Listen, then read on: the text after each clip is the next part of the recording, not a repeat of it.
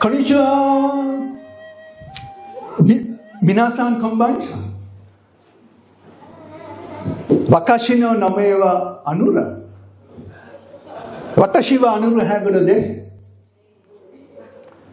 कोई मेरे में कवरुत नहीं रेस्पॉन्स में मेरे हेंपड़ी में जापानी नहीं मेरे में हेंपे उड़े बेलुआ जापानी अड़े बेलुआ जापानी इन्ने जापानी वैसे जापानी हारे जम अभी आधा एक तो लाइन नहीं तामत्न सुविशेषी मित्रेंगे कलाकारोंगे सकल कला बाल्लवेंगे पालविन नाव खताव दूरटे वेडी मटर एडिसल मने पोड़ी वाचन देखा तुना किया नोने में මේ පොත කියවුවාම මේකේ තියෙන సౌందර්ය මෙතන ඇති වෙන ආදරය ඔක්කොම තියෙද්දි මොන කෙහෙල් මලකට මේ සෙනෙහේ ජපානයේ දාලා එංගලන්තයට ආවද ඇත්තටම මොකද මම මේ කියන්නේ මේක කියන ගෑනු ළමයා ගැන විතර නෙමෙයි සමස්තයක් වශයෙන් එතන දක්වලා තියෙන මේ సౌందර්ය ඒ වගේම සෙනෙහස ජපානයේ තියෙන ඉච්චරම සුන්දර නවකතා සුන්දර විදිහට ලියවිච්ච නොකොඩවා ලියවිච්ච දැන් කැඩිලා ලියනවනේ සමහර ඒවා කැඩෙනවා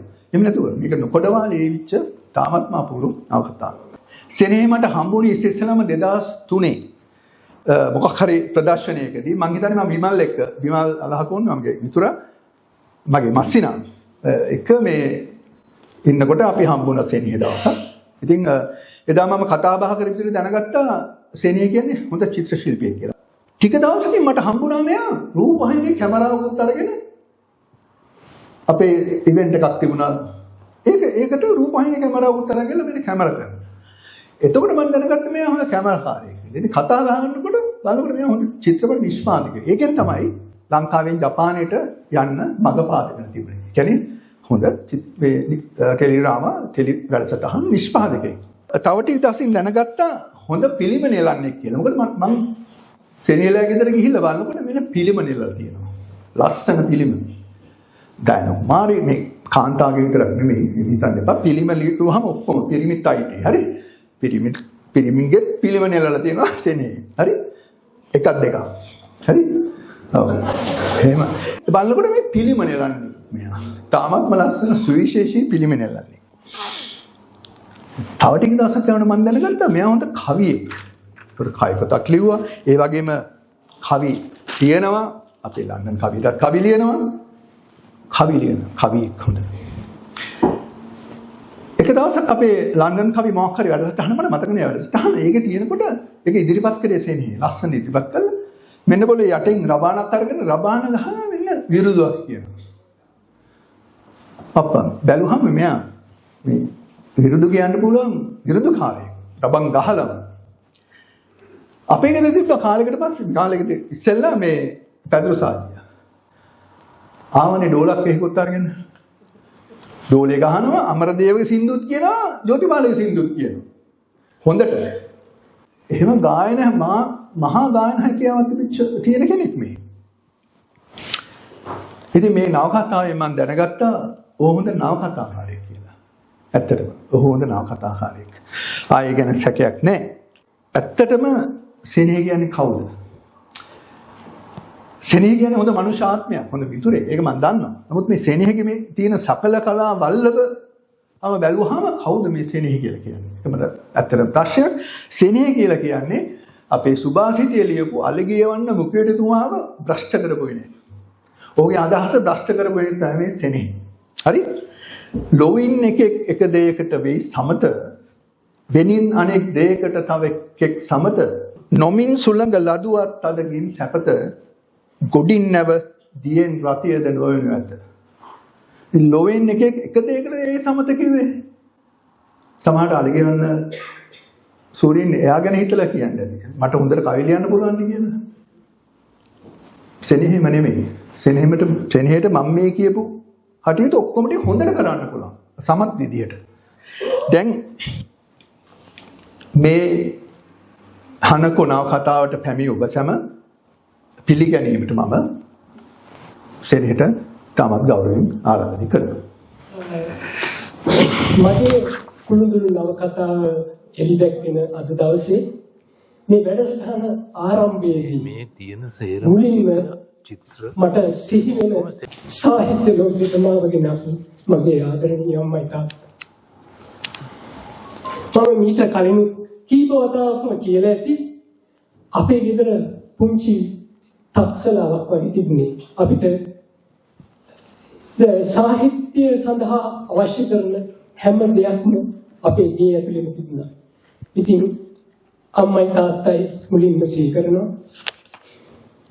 අද හිටියන වඩාත්ම සතුටු වෙන්නේ ඒ දෙන්න. ඊට අමතරව එක්සත් රාජධානියට මම ඇවිල්ලා අවුරුදු 26ක් වෙනවා දැන්. ඒ 26 තුල මා ඇසුරු කරපු බොහෝ අය අතුරින් අද මං වෙනුවෙන් මෙතෙන්ට ඇවිල්ලා ඉන්නේ විශේෂ ආරාධිතයන් පිරිසක්. අද එක්කෙනෙක් නෙවෙයි විශේෂ ආරාධිතයෝ. අද මෙතෙන්ට ඇවිල්ලා ඉන්න හැම කෙනාම විශේෂ ආරාධිතයෝ. ඒ නිසා මම නම් වශයෙන් සඳහන් නොකර අද මෙම ශාලාවට ඇවිල්ලා ඉන්න සියලු දෙනාම මගේ විශේෂ ආරාධිතයන් සියලු දෙනාම ඊටාම ගෞරවයෙන් පිළිගන්නවා. අපි දැන් ආපු හැටියෙම හැම දිනෙකම වාගේ කිව්වා මේක හරියට ජපානයට ගියා වාගේ කියලා. ඉතින් මේ වගේ උත්සවයක් සංවිධානය කරගන්න ජයන්තිත් මාත් විතරයි ගෙදර හිටියේ. මේ සියලු චිත්‍ර අඳින ඒවා මම ඇඳට මේ ඩිසයින් හැම දෙයක්ම ජයන්තිගේ. මම අදට මේ සැරේ තමයි දැනගත්තේ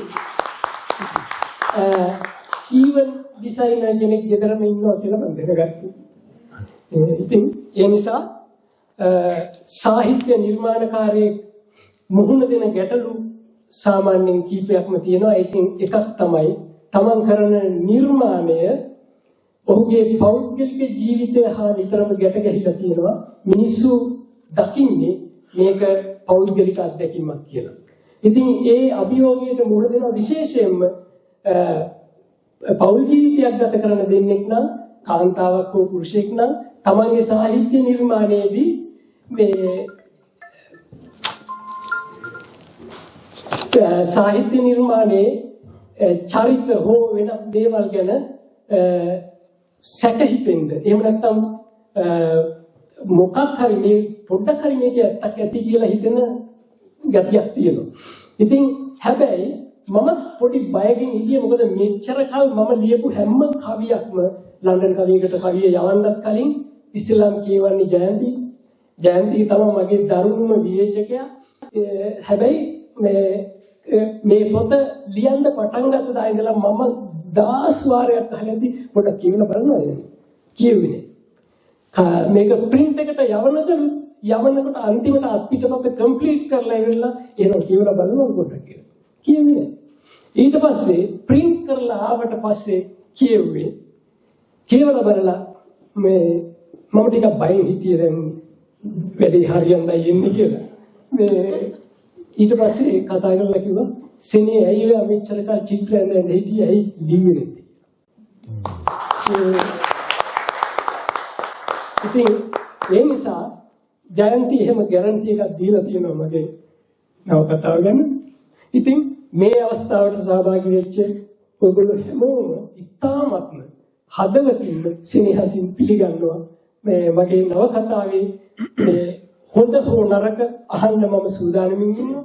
බොහොම ස්තුතියි. හැබැයි කලින් කියවුවා නම් මේක මුද්‍රණය නම් වෙන්නේ නෑ. එහෙම නෙමෙයි. ඇත්තටම ජයන්ති වගේ භාර්යාවක් හම්බ වෙන එකේ තියෙන වටිනාකම ඒකයි. මූර්ති හැදුවත්, මූර්ති නෙළුවත්, චිත්‍ර ඇඳත්, නවකතා ලිව්වත්, කවි ලිව්වත් ඒව තේරුම් ගැනීමේ හැකියාව තියෙන භාර්යාවක් ලැබීමම වාසනාවක්.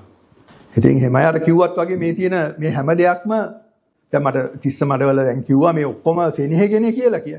ඔව් සෙනෙහගේ ජයන්තිගේ. ඉතින් ඇත්තටම මේක අපි ජපාන්ට ගියා වගේ මෙතන නෙමෙයි නම් මේ ජපානි කරා වගේනේ අපි හිතන්නේ. ඒ වගේ දෙයක්. ඉතින් අපි ඔබ යූලට ඒ පිළිබඳව ස්තුතිවන්ත වෙනවා. ඉතින් දැන් චාරිත්‍රානුකූලව පහන් දැල්වීමේ වේලාවයි. මට ලැබී තිබෙන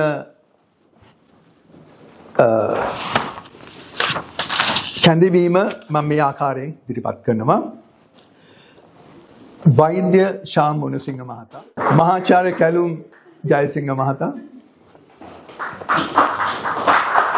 කතිකාචාර්ය මයිකල් ලේවිඩ් මහතා, සිනමා හා රූපවාහිනී අධ්‍යක්ෂ තිස්ස මඩවල මහතා, ප්‍රවීණ රංගවේදී සහ සිනමා අධ්‍යක්ෂ ගාමිණී අබේසිංහ මහතා, ප්‍රවීණ රූපවාහිනී චරිත සහ නිෂ්පාදිකා මුදිතා මුණසිංහ මහත්මිය, ප්‍රවීණ සිනමා හා රූපවාහිනී රංගවේදී විමල් අලහපූන් මහතා, වෛද්‍ය දිමුත් සිල්වා මහතා, මේනු හැගොඩ මහත්මිය, හිටපු බ්‍රිතාන්‍ය ගුවන් සේවා ඉංජිනේරු අශෝක පෙරේරා මහතා,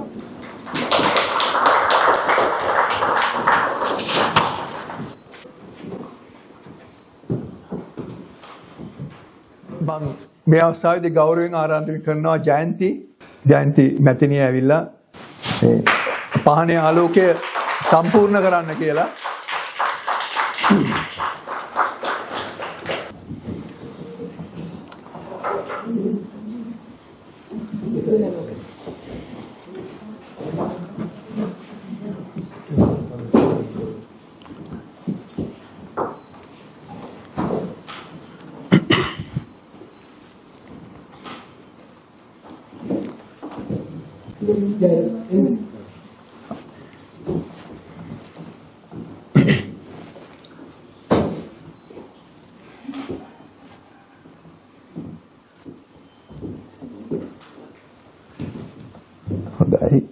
හොඳයි ස්තුතියි සියලු දෙනාටම.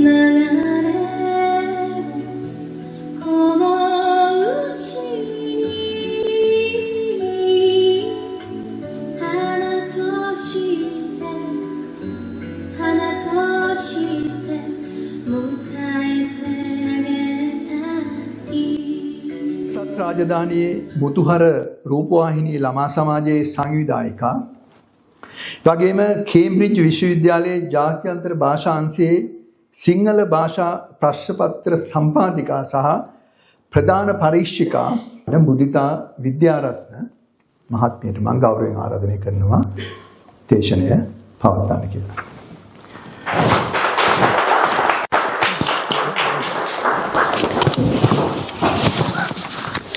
සුබ සන්ධ්‍යාවක් ඔබ සැමටම. මට හිතෙනවා මම එක්සත් රාජධානියට පැමිණිලා දැන් අවුරුදු 22ක්. ඒ 22 ඇතුළත මම විඳින ලස්සනම සන්ධ්‍යාව මේක. හරිම සුන්දර පිරිසක් එක්ක බොහොම ආදරණීය පිරිසක් එක්ක ආදරණීය අවස්ථාවකට සම්බන්ධ වෙන්න ලැබීමම මගේ ජීවිතේ මම ලබපු වාසනාවක්. ඉතින් අවසරයි ඔබ සමගින් හිත මිතුරනේ. බොහොම පරිණත පිරිසක් එක්කයි මට අද ගනුදෙනු කරන්න වෙලා තියෙන්නේ. අයියේ සෙනෙහ අයියේ බොහොම ස්තුතියි මට මේ අවස්ථාවට ආරාධනා කරාට.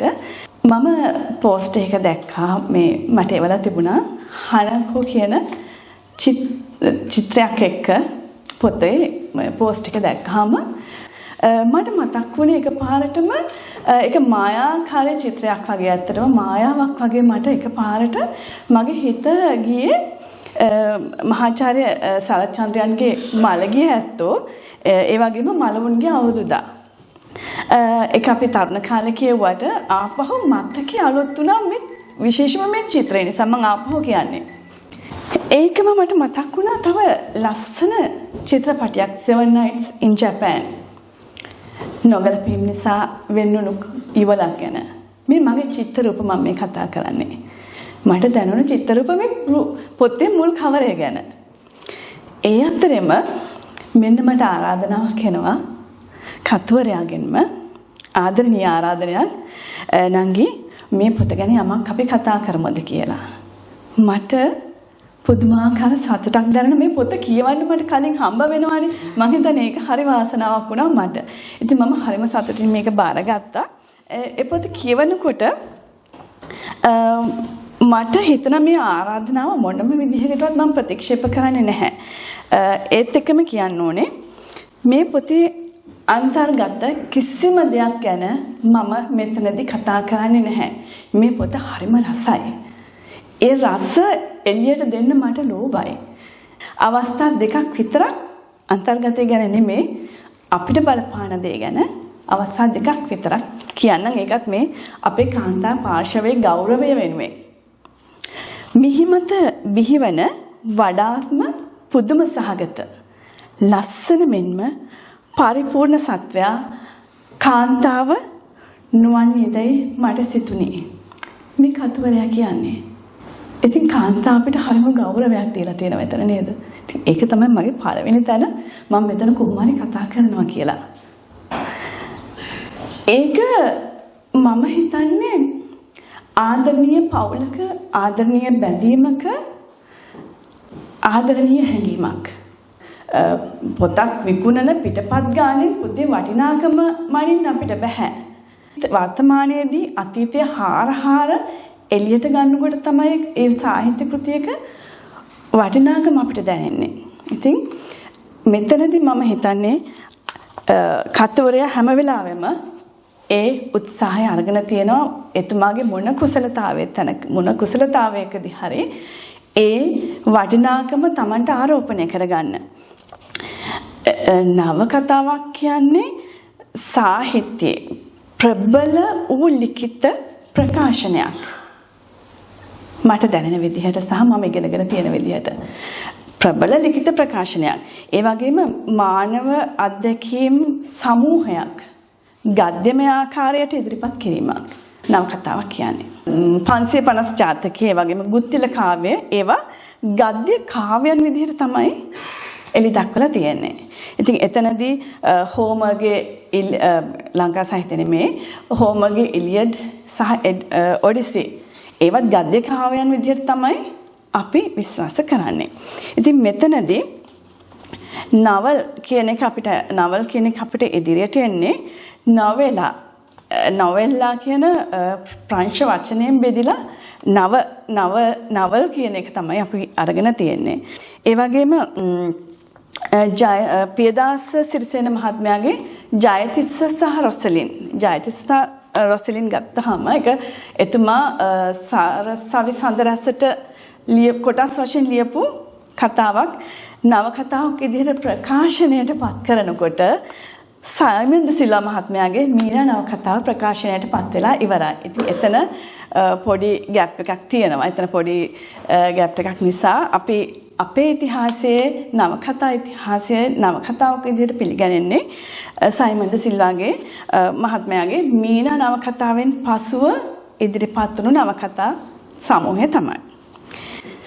ඒ වගේම නවකතාවක පාඨකයාගේ හැඟීම් සමග පාඨක හැඟීම් සමග ගනුදෙනු කරන්න ඕනේ. පාඨක හැඟීම් සමග ගනුදෙනු කරනකොට අපි අඬන්න පුළුවන්, hina වෙන්න පුළුවන්, තරහ ගන්න පුළුවන්. ඔය හැම දෙයක්ම කතුවරයාගේ දක්ෂතාවය.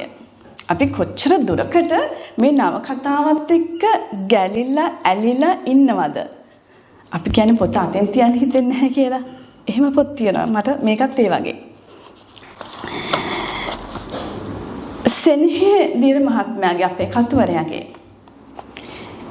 මේ පොතේ අපි කියපු මම මේ කියන ලුණු ඇඹුල් 3-5 මිරිස් රස ඔක්කොම එකතු වෙලා තියෙනවද කියන එක මගෙන් අහන්න එපා. ඔබ කියවලා බලන්න. ඒ වගේම මට තව මතක් වෙච්ච දෙයක් තමයි පහුගිය අපේ තරුණ කාලේ බොහොම කතා බහට ලක් වෙච්ච වාද විවාද වලට ලක් වෙච්ච ප්‍රේමය නම් රාගයෙන් තොර සඳ එළියසේ අචින්ත්‍යයි කියලා මොනතරම් නම් වාද විවාද ගියද අදටත් යනවා. ඒ සුන්දර තැන් පුදුම විදිහට අතපත ගහලා තියෙනවා. ඔබට මතකද චරිත ගම්ලත් මහත්මයා මේක මොනතරම්ම විවේචන ඉදිරිපත් කරාද කියලා. ඒ හැම තැනක්ම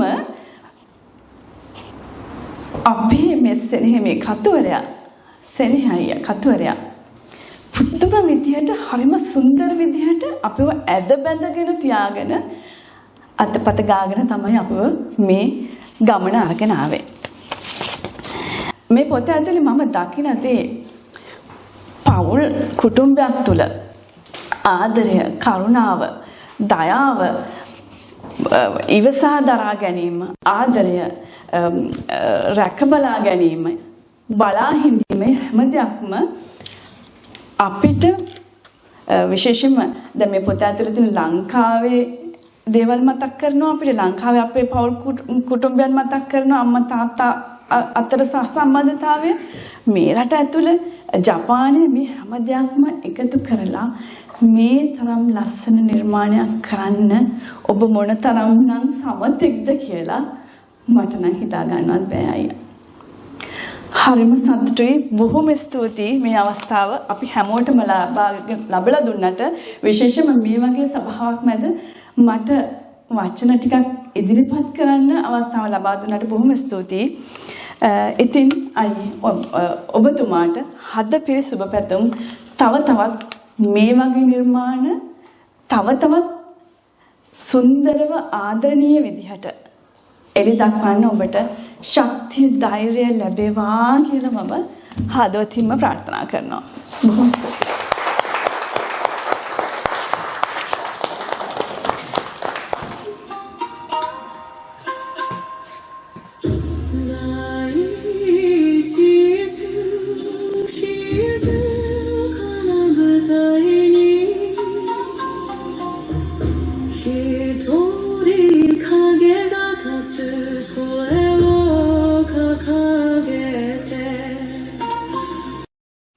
ජපානයේ වගේ සුන්දර රටක් පසුබිම් කරගෙන හනකො වගේ නවකතාවක් ලියවෙන්න හේතු වුණු ඒ අතීතය පිළිබඳව කෙටියෙන් හරි කිව්වොත් හොඳයි කියලා මට හිතුණා.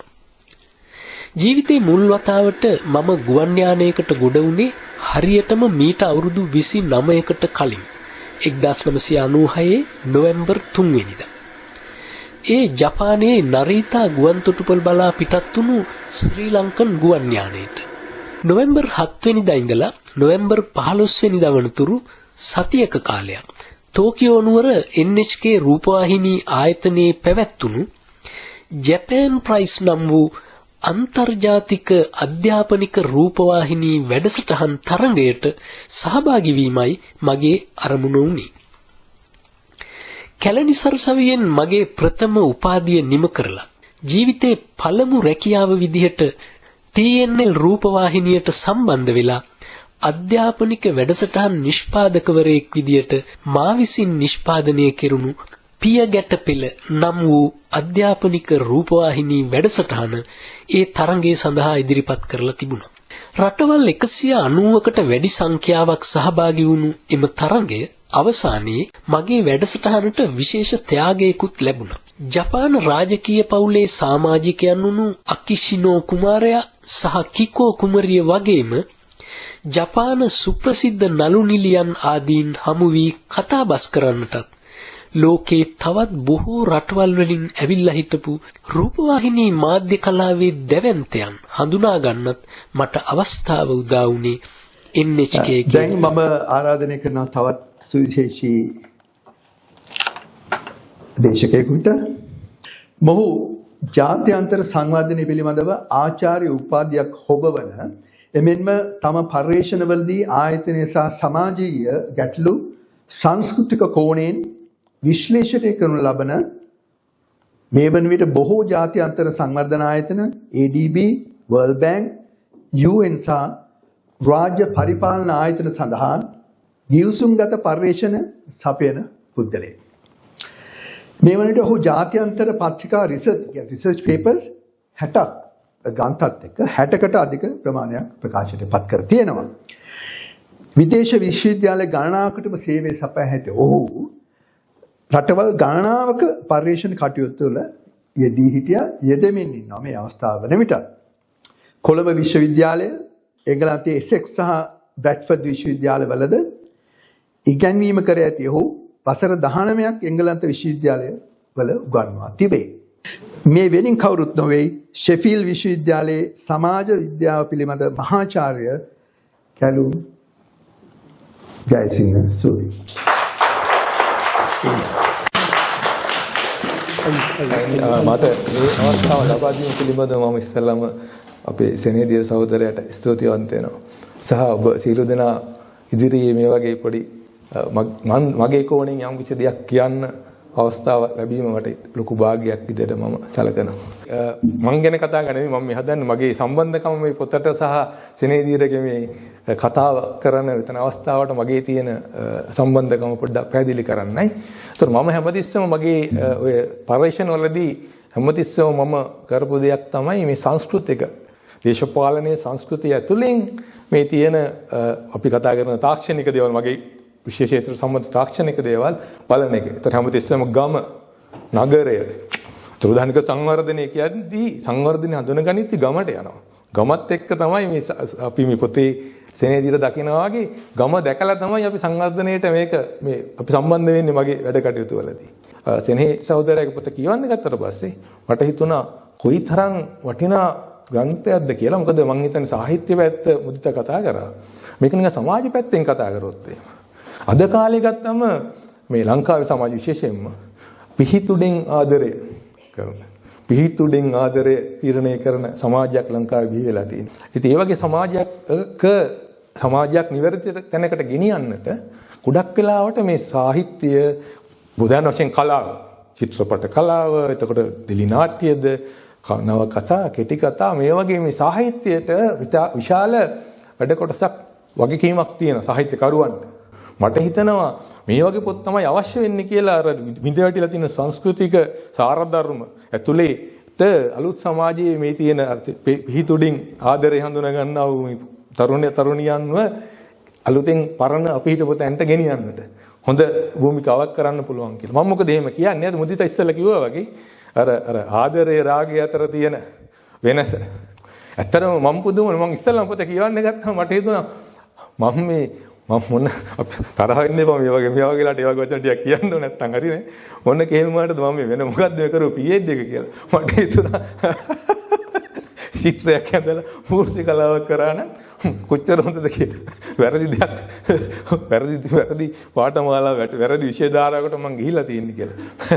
මොකද ඒ තරමට ඉක්මීමක් සංවරයක් සෙනෙහගේ ඒ කතාව ඇතුලේ සෙනෙහ පෙන්눔 කරනවා කියන්නේ අර ආදරය සහ රාගය අතර වෙනස පෙන්වන්න පාඨකයාට සහ ඒක ඇතුලේ ඒ රැඳීම තුළ ඇතිවෙන ඒ සතුට ජීවිතයේ තියෙන සතුට ඒ කියන්නේ ඊළඟට පෞල් සංස්ථා ඇතුලේ මේ ලස්සන සුන්දර ජීවිතයක් ගොඩනග ගන්නට මේ වෙනස හඳුනා ගැනීම මේ වෙනසට ගරු කරමින් අපි රැඳෙන්න ඕන සංස්කෘතික සීමාවල් වල කොහොමද අපි මේ ගමන යන්නේ කියන එක පිළිබඳව ඉතාම හොඳ පණිවිඩයක් මේ පොත හරහා දෙනවා. අනිත් ඒකට මම හිතනවා ඒකට බලපාන ප්‍රධාන කාරණා කීපයක් තියෙනවා. එතන තමයි ටික පොත ඇතුළට යනවා වෙනස් විදිහකින්. සෙනෙහ කියන්නේ අපි කවුරුත් දන්නවද කලින් හඳුන්වලා දුන්න අනුර. එයා මේ චිත්‍ර ශිල්පියෙක්, මූර්ති ශිල්පියෙක්. මෙහෙම යනවා දිගට යනවා. ඉතින් කියන්නේ ලොකු ලිස්ට් එකක් නේ. මගේ කාලෙත් මදි වෙනවා ඊට පස්සේ මට. ඉතින් එහෙම ගත්තම අර සෙනෙහි නවකතාව ලියද්දී සෙනෙහි තුළ තියෙන අර සෙනෙහිගේ තියෙන අනිත් හැකියාවල්. ඒ කියන්නේ චිත්‍ර ශිල්පියෙක් විදියට සහ මූර්ති ශිල්පියෙක් විදියට සෙනෙහි දෙයක් දකින විදිය. දැන් අපි ගෑනු ළමෙක් දිහා බලලා අපි දකිනවා. අපි ඒකේ ප්‍රශ්නයක් නැහැ පොඩ්ඩක් බලනවනේ අපි කවුරුත් නැහැ කියන්න බෑනේ. අපි දකින විදිහයි සෙනෙහි දකින විදිහ අතර සෑහෙන වෙනසක් තියෙනවා. වෙනස කියලා කියන්නේ සෙනෙහි ගොඩාක් ඩීටේල්ස් වලට යනවා. බොහොම විස්තරාත්මකව සුන්දරාත්මකව ඒක රස විඳිනවා ඒක උගාක් ඩීටේල්ස් වලට යනවා බොහොම සියුම් දේවල් පාටද ඒ වර්ණයේ වෙනසද ඒ වර්ණයේ වෙනස සංසන්දනය කරනවා කොණ්ඩේ වල පිහිටීම ගත්තොත් ඒක නිකන් අපි දකින්නේ කොණ්ඩේ ලස්සනයි කියලා. නමුත් ඒකේ ඩීටේල්ස් වල මොකද චිත්‍රයක් අඳින්න බෑ මූර්ති නිර්මාණයක් කරන්නට බෑ ඩීටේල්ස් දකින්න නැතුව. ඒ නිසා අර සෙනෙහ නවකතාව ලියනකොට අර ඩීටේල්ස් කියන්නේ මුළු සවිස්තරාත්මකව ඒ පුද්ගලයා පිළිබඳව ස්ථානීය පිළිබඳව ඒ හැම දෙයක් පිළිබඳව ඉතා සවිස්තරාත්මකව අපිට පාඨකයාට පොඩි ඒ කියන්නේ ගොඩනැගීමක් කරනවා. ඒ නිසා ඒ කතාවේ ගොඩනැගීම ඉතාම තාත්විකයි. මම ජපානයේ 3-4 සැරයක් ගිහිල්ලා තියෙනවා. මම ජපානයේ දැකලා තියෙනවා. මම දැකපු ජපානයේ මම සමහරවිට නෝටිස් කරේ නැත්තේ. ඒ කියන්නේ හරියට අධ්‍යයනය කරපු නැති සමහර හඳුනාගත්ත නැති දේවල් පවා මම දැන් බලන්න පුරුදු වෙනවා. මම යනවා මගේ මතකයේ ඇතුලේ ජපානයට. මම මේවා දැක්කද? ඇයි මෙහෙම දැක්කේ නැත්තේ? ඇයි හනකොල මම මෙහෙම දැක්කේ නැත්තේ? කියලා මම කල්පනා කරනවා. අර සාමාන්‍ය ලේඛකයෙකුට නැති දක්ෂතාවයක් සහ හැකියාවක් සෙනෙහට තියෙනවා. මොකද සෙනෙහ මූර්ති ශිල්පියෙක්, චිත්‍ර ශිල්පියෙක් හන්දා. ඒ විස්තර කිරීම ඊටාම සුන්දරයි. දැන් මම පොඩි නිකන් මේ කතාවට නිකන් පොඩි උංගා සම්බන්ධ කරන්න ඕන හන්ද මම නිකන් පොඩි කතාවක් පොඩි කැලක් කියවන්නම් මේ පොතේ තියෙන. ඒ සියලටම අමතරව හනකෝ සාන්ට නොදැනෙන්නට ඇගේ කාය ලක්ෂණ සමීපව අධ්‍යයනය කරන්නට ලැබීම චිත්‍ර ශිල්පියේදී විවිධ විදේශීය සංග්‍රහවල තිබූ ඡායාරූප අධ්‍යයනය කරමින් මා මෙතෙක් යොදාගත් වර්ණ භාවිතය නිවැරදි නොවන බව වටහා ගන්නට හේතු විනි. හනකෝ සාන් වාඩිගෙන සිටියේ ඇතුළවන දොරටුව අසලය. එබැවින් නැගේ මුහුණේ දකුණුපස හිරුවෙලින් ආලෝකවත් වී තිබුණු අතර වම් පසට වැටී තිබුණු ආලෝකයෙන් වැඩි ප්‍රතිශතයක් ශාලාව දෙසින් විදුලි බුබුලු එළියයි. එබැවින් හිරුවෙලියේ වැටුණු පැත්තේ මුහුණේ සමේ පැහැයට නිල් පැහැයක් එකතු වී තිබුණු අයුරුත් වම් පසට තැඹිලි හෝ කහ පැහැයට හුරු වර්ණයක් එක් වී තිබීමත් මම හොඳින් අධ්‍යයනය කරමි. මේක අපි කීයටත් හිතන්නේ නැති දෙයක් නේ. දැන් ජපානයට යනකොට මමත් කල්පනා කරනවා මේ වගේ වර්ණ සංකලනයක් කරලා ගුටි ගන්න වෙන වැඩක් සෙනෙහ කරේ අපිට. හිරුවෙලිය සහ විදුලි බල්බ එළිය මිනිස් සම මත වැටුණු විට ඇති මේ වර්ණමය වෙනස මගේ නවතම සොයා ගැනීමක් ලෙස මට දැනුණු අතර මීළඟට මා දින සිටුවීමේදී මේ අත්හදා බැලිය යුතුයයි මම තීරණය කරේ. ඉතින් මම මේ වගේ ඊටාම සුන්දරත්වයේ මවන්නට තමන්ගේ අර මූර්ත ශිල්පීය චිත්‍ර ශිල්පීය ඇතුලෙන් අර කරපු භාවිතය අපි කියන අප්‍රෝච් එක කියලා ඒ භාවිතය මම හිතන්නේ සෙනෙහ නොදැනුවත්වම සෙනෙහට උදව් වෙලා තියෙනවා. රිෆ්ලෙක්ෂන්ස් තියෙනවා මුල ඉඳලා අගට යනකම්. තමන්ගේ අත්දැකීම් ජීවිත අත්දැකීම් ඒකට අවසානයේදී මේ රිෆ්ලෙක්ෂන් ඇතුලෙන් කතාව හදපුවන්ද අපිට හිතාගන්න බෑ මේක මේ ප්‍රබන්ධයක්ද සත්‍ය සිද්ධියක්ද කියලා. දැන් මම පොත කියවලා ඉවරුණාම මට ඉස්සෙල්ලාම මං හිතුවා අපි මං උඹ කියන එක අපේ ඉතින් සහෝදරට කතා කරන්නේ මං හිතුවා මූට කෝල් එකක් දීලා අහන්න ඕනේ කොහෙද මේ හනකෝගේ මේ දරුවා ඉන්නේ කියලා. මොකද ඊළඟ දවසේ ජපානයේ ගියාම පොඩ්ඩක් බලලා හම්බෙලා නැහැ දැන් තරුණ වයසේ ඇතිනේ කියලා මට හිතුණා. ඊට පස්සේ මං කොකටත් කියලා පෙරවදන කියෙව්වා. ඒතර තමයි මට මතක් වුණේ ජයන්තිත් ඉඳලා තියෙනවා මේක ලියද්දි කියලා. මේ සිද්ධියෙද්දි ජපානයේ මුත් එක්ක ඉඳලා තියෙනවා ජයන්තිත්. ඒ නිසා මට හිතුණා ඒ කියන්නේ ඒ තරමට මට හිතුණා ඊළඟ මගේ මේ නෝනා වගේ භාර්යාව ඇහුවා සල්මිය ඇහුවා මේක ඔටෝබයෝග්‍රැෆි එකක්ද කියලා. ඒ කියන්නේ තමන්ගේම ජීවිත කතාව අර ලියනවනේ ඔටෝබයෝග්‍රැෆි. මං කෝ නෑ මූවේ එහෙම එකක් කළා නෑ කලබල වෙන්න එපා.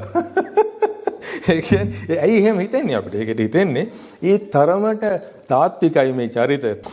වීදි හෝ ගෙවතු වෙන්ව හඳුනාගත නොහැකි අයුරින් හිම තට්ටු වලින් වැසී ගිය විට සීමා මායිම් වැටකොටු කිසිවක් හඳුනාගත නොහැකිව මුළු පළාතම එකම යායක් ලෙසින් පෙනෙන්නට තිබිනි. ඒතර හිම වැටෙන කාලෙදී මේ ජපානයේ අපි සින්දු වලින් අහනවා සිල්ම් වල දකිනවා. මේක මෙයා පොත ඇතුලේ ඒ වගේම අපි මවනවා අපේ හිත ඇතුලේ අපි දැන් ජපානයේ හිම වැටෙන වෙලාවක ඉන්නවා වගේ. එතකොට ඉතා කුඩා නිවාස වලට තට්ටු ගණනින් ඇති සුවිශාල ගොඩනැගිලි වලටත් එකලෙස සම හිම වැටීමට සැලැස්වීමට තරම් ස්වභාදාම සාධාරණ වී ඇතයි මට හිතුනේ. මං හරි මාසයි කැලලට. ඇත්තට ඒ කියන්නේ ඒ වගේ වෙලාවල් වලට මේ පන්ති වෙනසක් වයස් වෙනසක් එහෙම තේරීමක් නැහැ නේ ස්වභාදාමට. ඉතාම ශ්‍රේෂ්ඨ නිර්මාණයක්. මං සුබපතනවා මේ හැමෝම මේ පොත අරගන්න මේ අපි අනිත්‍යයටත් මේ පණිවිඩය යවලා මේ පොත ගාරගෙන කියවන්න කියලා අපි හැමෝටම ආරාධනා කරමු එකතු වෙලා. ඔබට සුබපතනවා. බොහොම ස්තුතියි. හලෝ එහෙනම් ජපාන් යන්න ලෑස්තියනේ. ආය හනකෝගේ දරුවා බලන්න. හැබැයි ඒ දන්නවා හනකෝගේ දරුවා දැන් බලන්නේ හනකෝගේ නැන්දගේ දුව කියලා. කාව බලන්න යනවා කියලා දන්නේ. ඉතින් කරුණාකාර ඇත්තටම ඉතින් අර ශාස්ත්‍රීයව කියුණා සමාජීය වශයෙන් කියුණා මම හිතන්නේ සෑහෙන්න මේ කතාව පිළිබඳව අද නෙමෙයි ඉදිරියටත් කතිකාවක් සිද්ධ වෙන්න ඕනේ මම හිතන විදිහට. හිතන විදිහට නේ මම ප්‍රාර්ථනා කරන විදිහට වෙන්නම ඕනේ. ඉතින් මේ අවස්ථාවේදී දැන් තියෙන්නේ අර පාඨකයන්ගේ. නමුත් පාඨකයන්ගේ ඉතා සීමිත මේ අදහසක් මේ අවස්ථාවේ තියෙන්නේ මොකද පොත තාම එළියට ගිහිල්ලා නැහැ නේ පොත කියවපු කෙනෙක් දෙන්නේ අදහස් මේ බියගම සරත් විජේතුංග මහත්මයා විශ්‍රාමල පාඨශාලාචාර්යවරයෙක් උත්තම පුරුෂාර්ථයෙන් සංස්කෘති දෙකක් තුල අතරමං නොවි දෙකටම සාධාරණයක් ඉටුකළ මොහොතක් තෙලිතුඩ පරයා පන්හිඳ ජයගත් මොහොතක් මිනිස් సంతානයේ සියලු අංගයන් අඩුවැඩි ලෙසින් සියුම්ව මතු කර විවේචනය කළ මොහොතක් සිත්තරෙකුගේ භාවාත්මක ප්‍රකාශනයන් අව්‍යාජව දාර්ශනිකව යථාර්ථවාදීව ඔප්නැංගු මොහොතක් ජපන් ජන ජීවිතය ජන සමාජය සෝබාදහම සිතුම් පැතුම් චමත්කාර ලෙස නිරූපණය වන මොහොතක් මව පියා නැගණිය මිතුරිය පෙම්වතිය හිතවතා ගුරුවරයා මෙන්ම මිතුරු වෙසින් සිටින සතුරා සූක්ෂමව නිරූපණය වන මොහොතක් අවසන හැඟීම් මත රස සොයන පාඨකයා වෙනුවෙන් ආත්මීකරණය වෙමින් එකම සංකල්ප රූපයක් වී රසගුලාවක් වූ හනකෝ විශිෂ්ටයි.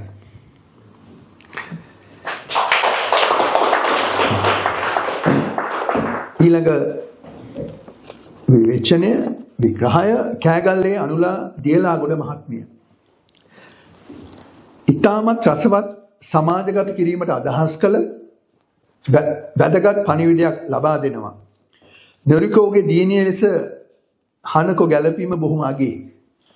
පොතේ අවසානයේ ගැලපීම නම් ආකර්ශනීයයි. නොරිකෝ දෙවැන්ද රසන්ගේ ආදරණීය ප්‍රේම කතාවේ ප්‍රතිපලය ලෙසින් හනකොත් නොරිකොත් විශාල වක්කීම් බාරයක් දරනවා. අවස්ථා සිද්ධි පාරිසරික වර්ණනා චරිත තාත්විකයි. ජපන් බසේ පරිසරය අපූර්වට ගැලපීමක්. ජපානයේදී ඔබ විඳි සැබෑ අත්දැකීමක් දැයි සිතෙනවා. අපිට විතර නෙවෙයි ඈ. නිට්ටමේ නීතා දමයන්ති මහත්මිය හනකො ලස්සනයි. දෙවෙනි කොටසක් දෙන්න. අපි විතරක් නෙවෙයි කිව්වේ හනකො ලස්සනයි කියලා එකක් කියනවා. මම මගේ දේශනයක් නෙමෙයි මම පොත ගැන මට සටහන් කරගත්ත කරුණක් දෙකක් කියන්න අවසර දෙන්න. අර තියෙනවනේ නීතියේ තියෙන self defense කියලා එකක්. self defense. කෙලින්ම ආයි මුකුත් නැහැ. ආත්ම ආරක්ෂාවට වැඩක් දෙන්න පුළුවන්. ඊට පස්සේ අනිත් ඒවා කිසි දෙයක් අදාළ නැහැ. මේ පොත සෙනෙහ පටන් ගන්නේ හනකො කතා පුවත මුළුමනින්ම ප්‍රබන්ධ කතාවක්.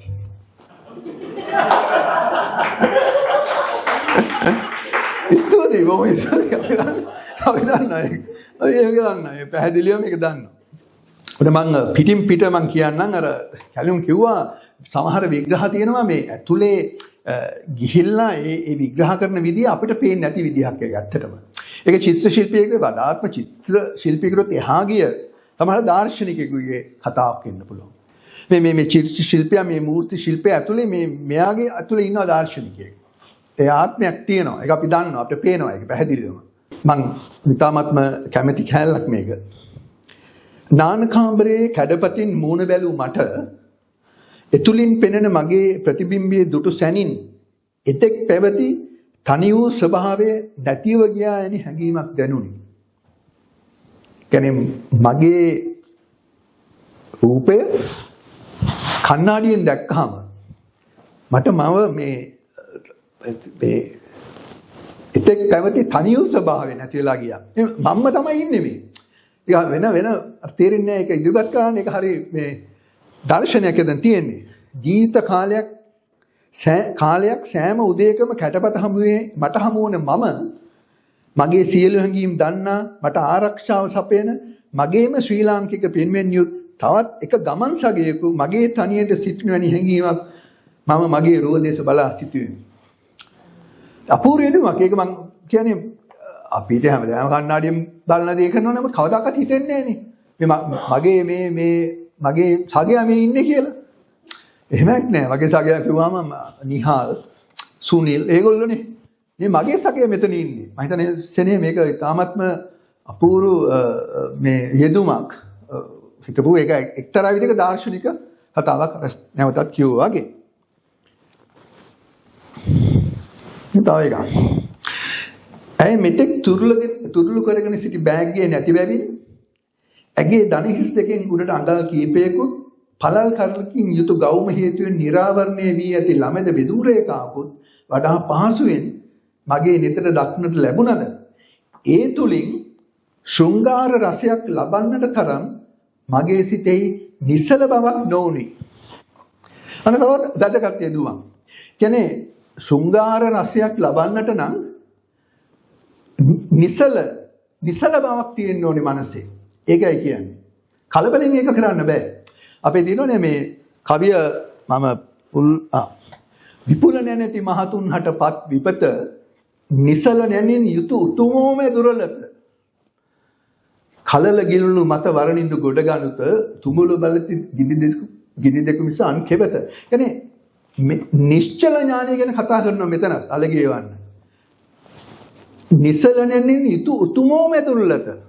මේ නිසල නැනින් යුතු එක්කෙනෙක් තමයි විපුල නැති මහතෙක්කට කරදරයක් වුණාම එයාව ගොඩ ගන්න පුළුවන් නිශ්චල ඥානය තියෙන කෙනෙකුට විතරයි.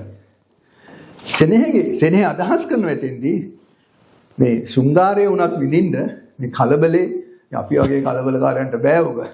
මේක නිසලව නිශ්චල ඥානයෙන් යුක්තව ඉඳින්න ඕනේ කියලා. මම හිතන්නේ හොඳ රසවත් යෙදුමක් ඒක. ඒක. මෙන්න අර කැලුම් කියව තව කතාවක් මේ. ඊටා පැහැපත් මෙන්න පියකරු මුහුණේ ආලේප කිසිවක් හෝ තොල් සායම් භාවිතා කළ බව දිස්සුවේ නැත. වරින් වර අවස්ථාව ලැබෙන අයුරින් ඇයට නොදැන්නෙන්නටම මම ඇගේ රුව රස වින්දෙමි. සිතුවමකට ඇඳීමට ඇගේ රුව කදිම නොවේදයි මට සිතුනි. චිත්‍රාඩිය දෙන්නේ ඒ විදියට. අපිටත් ඒ විදියට තමයි හිතෙන්නේ. අපි ඉතින් මේ ඒක හරි මේ තවත් නිර්මලා පාරේ ඈත කොන දෙස බලා net යොමා සිටි බැවින් මට සිත්සේ ඇගේ රුව දැකීමට වාග්ය ලැබුණා. මේ මොහොතේ මෙතනදීම මේ දසුන සිතුවම් කරන්නට ඇතනම් එය කොතරම් වටීද මට සිතුනේ. පාන කොයිතරම් දුරට කියන්නේ. මෙයා ඉන්නේ ඒකේ. චිත්‍රය ඇතුලේ ඉන්නේ මෙයා. එහෙන් ලයිට් එක කරනකොට අර පාටයි මේ පාටයි මික්ස් වෙලා තමයි මේ එහෙම වෙන්නේ. එහෙන් එනකොට ඒ ලයිට් එක දිනවා ඉරේලිය අර පැත්තෙන් එනවා. අපිට නම් ඉතින් ඔය මුකුත් නැහැ. ඔව්. මෙතන ඇගේ රුව වඩා හොඳින් නිරීක්ෂණය කිරීම සඳහා මම යලිත් දැම්මකට පිටුපා හේතු වී දෑත් බැඳගෙන බලා සිටීමි. ඇගේ දිග කොණ්ඩ වරල බෙල්ලත් උරිසත් අතරින් ඉදිරියට වැටී තිබුණු අතර ලැබෝස්සේ පහළට වැටෙන එය ඉඟටිය මට්ටමින් උඩට නමා දෑතින්ම අල්ලාගෙන නංගී සමග කතා කරමින් ඉන්න පෙරමි. මේ ආපහු කොළඹ එකක් මේ කියන්නේ. ජපානෙත් මෙයාට ඒක යට කොළඹත් ඒකම තමයි වෙන්නේ. ඔව්. අපිට කොළඹ එහෙම වෙනවා. ඉතින් ජපානෙ ගියොත් මොනවා වෙයිද කියලා දන්නේ නැහැ. හරි? එහෙම ඇත්තටම එහෙම දිගින් දිගට ඔහුගේ තියෙන්නේ නියම කලාකාරකගේ සංතානය තුල ඇති වෙන ඒ කියන්නේ ඒක පුහුණු වීමෙන් වෙච්ච දෙයක්. ඒ කියන්නේ ඒක මේ දිනපතා දින පුරුදු වීමෙන් තියෙන්නේ. ඒ දින පුරුදු වීමෙන් එහෙම තමයි පේන්නේ. ඒක පාට දැක්කහම හිතනවා මේ මෙයා හොඳයි චිත්‍රයක් අඳින්න, මෙයාගේ මේ පැත්ත හොඳයි, නහය හොඳයි, මෙහෙම හොඳයි, එළිය අර පැත්තෙන් වැටෙනවා. යා අතන තියලා එකක් අඳින්න පුළුවන් කියලා. ඉතින් මම හිතන්නේ නියම කලාකාරකගේ සිතවිල්ල තමයි ඒ සාමාන්‍ය කෙනෙකුට එහෙම ලැබෙන්නේ නැහැ. හරි? එතන පොඩි කෑල්ල. මම ඇගේ කකුලේ බෙහෙත් ගල්වද්දී ඇය මගේ පිට මැද්දට මුහුණ උබාගෙන මා වැළඳගෙන සිටි අවස්ථාවයි. මට ආපසු හැරී ඇය වැළඳ ගන්නට තිබුණා නොවේද? ඇය සිප ගන්නට තිබුණා නොවේද? දුම්රියට නගින්නට පෙර ඇය මා වැළඳගෙන කොපුලත සිපගත්තේ මගේ අතු පසුවීම මතක් කර දෙන්නට. එනේ අපිට අතපසු නොවනේ මෙයාට අතපසු වෙනවා. හරි? දැන් මෙතන තියෙන්නේ තිබුණා නොවේද කියලා ඉතින්. අපේ නම් අපේ ඉතිහාසයේ නම් නොවේද කියලා නැහැ. අර ගීතය පිළිබඳව ඒ හරි අපූර්ව ගීතයක් ඒක ඇත්තටම ගංගාවෝ ගලාගෙන කොහේ යන්නේද මිනිසුන් ඇදී කොහේ යන්නේද. ඒ තමයි අපේ ජීවිතය. ඉතින් මම දැන් ආරාධනය කරනවා අවසාන දේශනයට. ඔහු ජාත්‍යන්තර මාධ්‍ය උපදේශකයෙක්. ඔහු මාධ්‍ය ගවේෂණය අරවන්නේ ශ්‍රී ලංකාවේ ස්වදේශීය ගුවන්විදුලි වැඩසටහන් මගින් විශේෂයෙන්ම මහවැලි හා සමැදි ගුවන්විදුලිය මගින් ඔහුගේ ආචාර්ය ශාස්ත්‍රපති උපාධිය සඳහා පිලිපින විශ්වවිද්‍යාලයේදී කෙරුණු radio role in rural development පර්යේෂණ ග්‍රන්ථය 1992 දී පළ කෙරුණා. එය අද වනතෙක් මාධ්‍ය විකාශනයේ මූලාශ්‍රයක් ලෙස පරිහරණය කෙරෙනවා. 1995 සිට 2000 වසර දක්වා ඔහු පුවත්පත් කොමිසමේ සභාපති ලෙස කටයුතු කළ අතර ශ්‍රීපාලි විශ්වවිද්‍යාලයේ ජනමාධ්‍ය අංශයේ නිර්මාතෘවරයාද වූයේ. 2001 වසරේ සිට 2015 වසර දක්වා ඔහු ලන්ඩනයේ BBC ලෝක සේවයේ වැඩසටහන් නිෂ්පාදනය සහ ඉදිරිපත් කිරීම සිංහලෙන් මෙන්ම ඉංග්‍රීසියෙන්ද සිදු කළේය. ඔහුගේ අධ්‍යාපන සේවය ගැන කතා කරතොත් ඔහු 1992 සිට 2000 වසර දක්වා කොළඹ විශ්වවිද්‍යාලයේ ජනමාධ්‍ය අංශයේ ජ්‍යෙෂ්ඨ කතිකාචාර්යවරයා ලෙසද 2016 සිට 2020 දක්වා ශ්‍රී ජයවර්ධනපුර විශ්වවිද්‍යාලයේ උපදේශක ලෙසද කටයුතු කර තිබෙනවා.